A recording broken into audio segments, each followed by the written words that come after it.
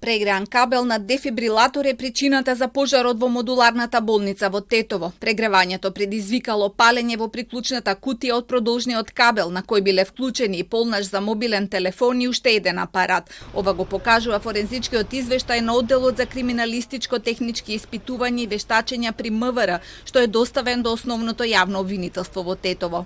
Со вештачењето се утврдува дека пожарот настанал како последица од електрична куса врска преку висок преоден отпор во приклучниот кабел на дефибрилатор со кој се вршела реанимација на пациент во една од болничките соби.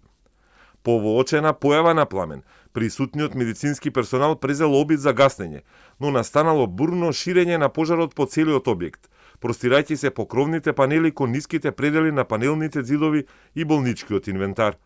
Пожарот се проширил по целиот објект за многу краток временски период и затоа што огнот предизвикал оштетување на централниот довод за кислородна поддршка, на кој биле приклучени сите хоспитализирани пациенти.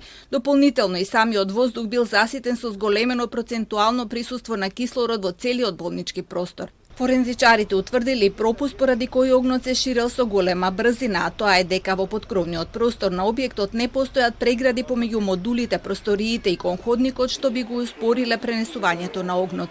Од јавното обвинителство посочуваат дека ова вештачење е само еден од досега обезбедените докази и најавуваат дека се очекуваат и извештаите и податоците за кои имаат издадено наредби и насоки до други надлежни институции, како и вештачењето кое треба да пристигне од експертскиот тим од Германија. Вела дека и натаму постапуваат по предметот и преземаат и други действија за целосно расчистување на настанот. Јавно обвинителска одлука ќе биде донесена откако ќе се приберат сите вербални и материјални докази за пожарот во кој животот го загубија 14 лица.